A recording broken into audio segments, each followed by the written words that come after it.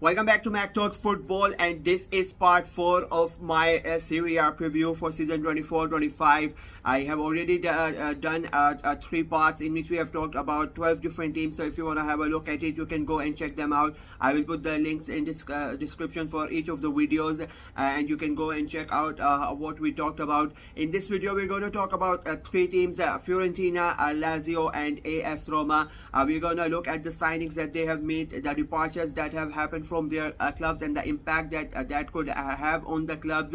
Meanwhile, we are also going to talk about the managerial changes that have taken place, and how that is going to affect the clubs in going into the new season. A lot to talk about, so let's get right into it. We are going to start with Fiorentina, and they had an adventurous season last season. They finished at 8th, and they managed to qualify for the Conference League courtesy of Juventus for a second year in a row.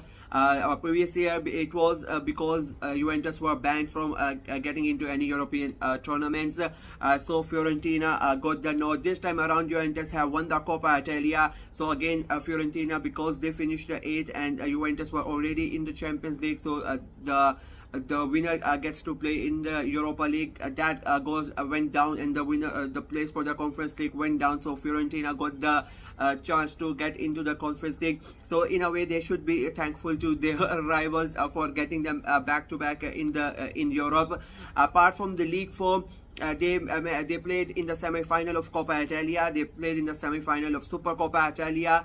They were the runners-up of UEFA Conference League for second year in a row.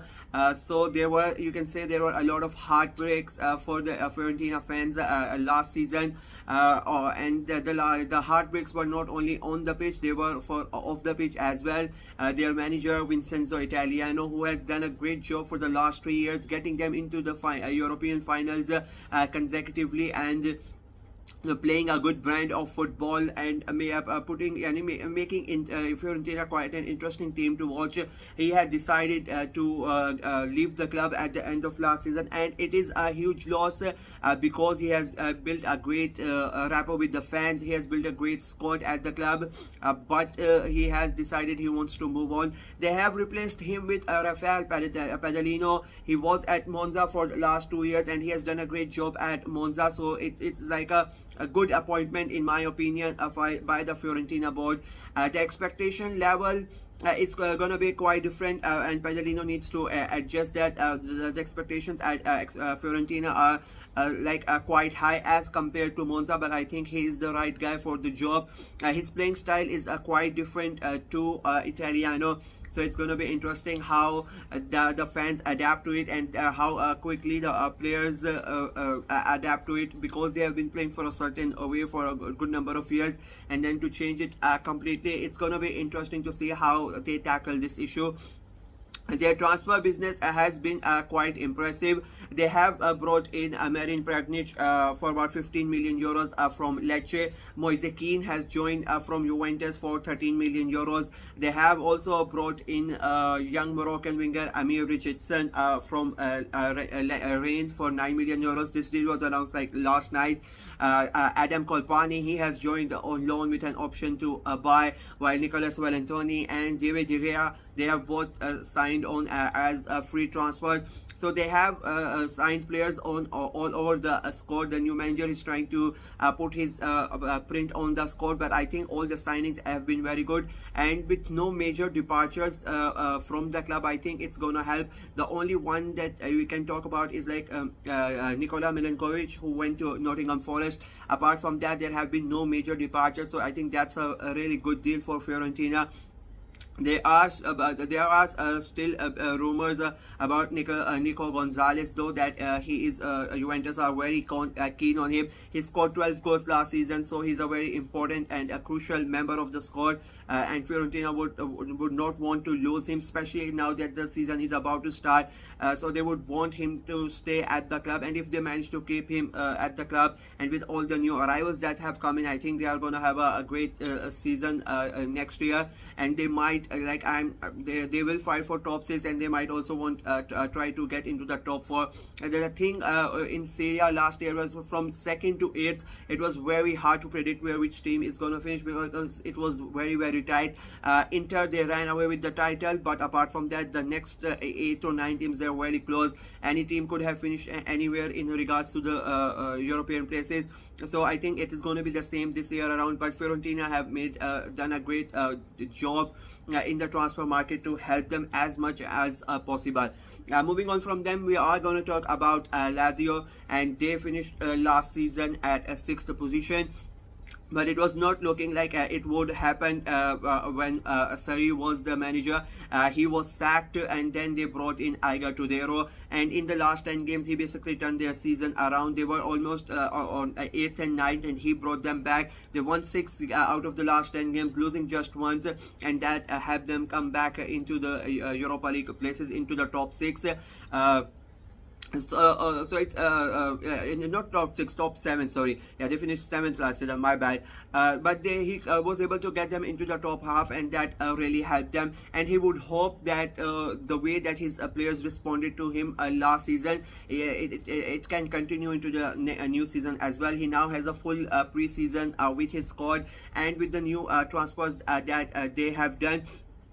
So I think it's going to be a very good season for them as well, because their signings are really good. They have brought in Luam Chuana from Serie B for 10 million euros. Matteo Gandozzi has permanently signed from Marseille for 13 million euros. He was on loan here last year. Gandozzi is a really good player. I really like him, but there have always been attitude issues with him. It was the same at Arsenal. Then he went to Marseille, but it was the same with him as there as well.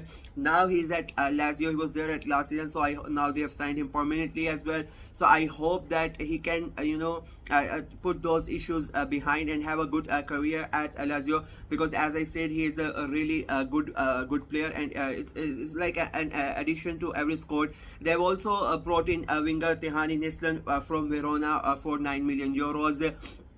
While Fisayo Bashiro has joined on loan from Turkish Super League with an option to buy. They have also brought in Gatio Castrovilli and Gabriel Artistico on free transfer. So they have made a lot of transfers, and the good thing again I would say is that there have been no major departures from their side as well. So most of these teams have been able to keep hold of their players. So they are ready to go again next season and finish what they were not able to do last season with the squad that they have. And with the way they played last year under Tudor, I think it is a good chance that Lazio fight for a top 4 finish, not only top 6. And as I said before, it's going to be really tough to predict where each team is going to finish, because I think it's going to be very close in Serie A this time around. So yeah, the last team in this video we are going to talk about is the AS Roma. They finished last season at 6th position, but missed out on Champions League by just qualifying for the Champions League for 5 points, and it was because how they ended the season, winning just 1 time in the last 6 games, losing 3 games. I mean, that basically ended any hopes that they had of qualifying for the Champions League.